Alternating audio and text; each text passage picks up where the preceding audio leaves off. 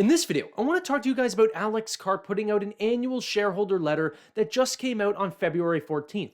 3 days before Q4 earnings. Just on a personal note though, I am traveling right now. That's why the background looks a little bit different. It's not the normal studio that you guys get to see, but it's not going to stop me from bringing you guys some amazing financial content. So as you can see in the letter right here, that it is quite lengthy. So we're not going to read the entire thing. I've highlighted some of the most important parts because, well, yeah, it's quite lengthy. I'll also add a link in the description for you guys if you'd like to read the full thing, but let's just get started here. So this is actually Alex Karp, the CEO, who wrote this. So whenever we start, it says, "We founded the company to build software for defense and intelligence agencies whose budgets were larger than the economies of some countries." Whenever they made Palantir Gotham, this was only for the United States. There was no other countries that they were selling this to. It was purely one customer. It happens to still be their biggest customer, but it was only one customer, okay? And they branched out since into commercial use for large institutions or even just small startup companies or even crypto development, all sorts of things. But at the start, it was purely for government. But as you can see, they even go into talking about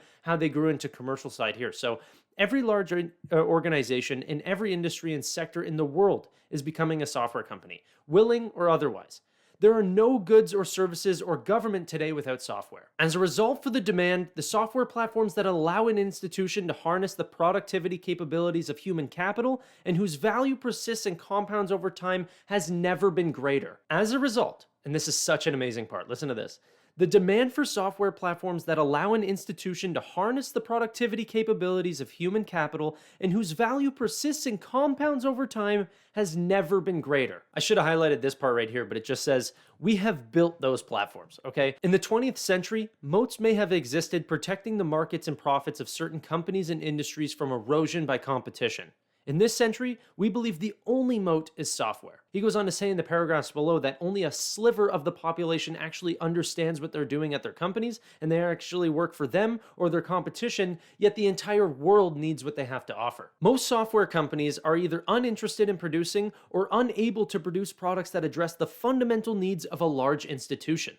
The investment required is way too high, and the potential payout is too uncertain. See, this is the product that Alex Karp and Palantir are trying to go after. It's one that a whole bunch of companies have specifically stayed away from because, like he said, the requirement or barrier to entry or capital requirements are extremely high for entry. And yet, no one, because it hasn't been done yet, to actually take in this much data and actually try to get mission-driven decision-making abilities out of all this data is so important, yet we don't actually know how that's going to commodify itself and actually make profits. And if we don't see profits, well then there's not a lot of venture capitalists or just hedge funds that are going to be willing to bet on that if we don't know what the outcome is. So it's a very, very niche market, although it goes to serve the entire world. Anyway, back to the actual thing. So like I said here, I highlighted this differently just because this is exactly what he means here. The problems that we seek to address are not small. This is absolutely huge, and they're trying to take it on every single day. He actually goes on to even talk about some of the competitors and how they actually seek to do something that might not be morally in what Palantir is willing to do.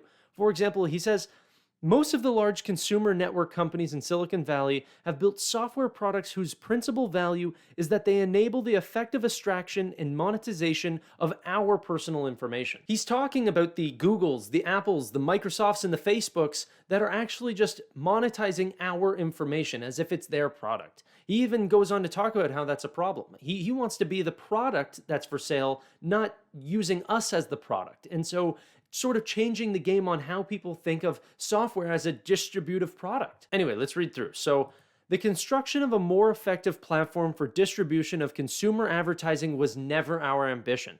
And we have declined to build our business on the back of monetizing data that is not ours and that we do not own. The decision led us to focus on the nature and the value of the software itself that we are building rather than what it consumes. The distinction is significant and is the source of our alignment with our customers.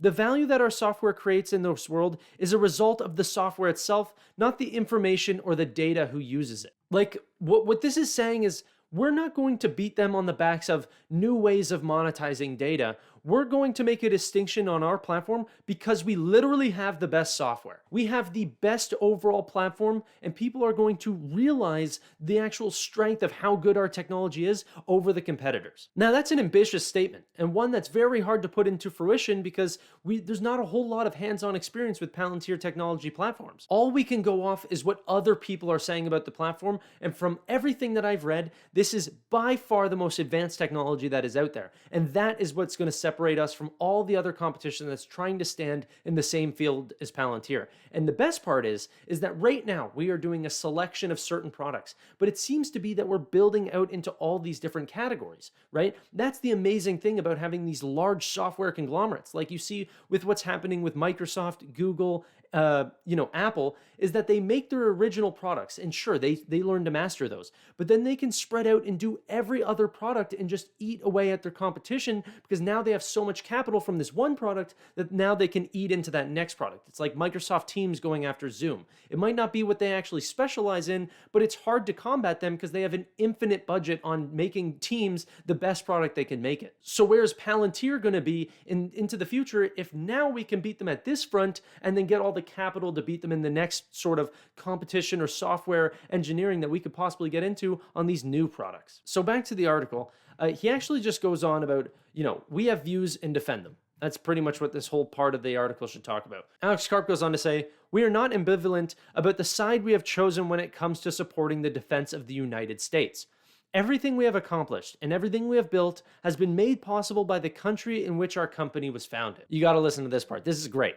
We are witnessing firsthand the singular ability of American institutions to adapt to the restructuring of our economy as a result of the advance and adaptation of enterprise software that has converted nominally non-technical workforces across industries into engineers. That paragraph is so powerful because it really just shows you how much you can upgrade a company through software alone. The recent and significant expansion of our business in the United States reflects the maturation and refinement of our software platforms, but also the fundamental plasticity of the country's organizational culture. It's important to understand that a large portion of Palantir's growth has come in the later stages of the company, right? It's an older company. It's 17 years old now.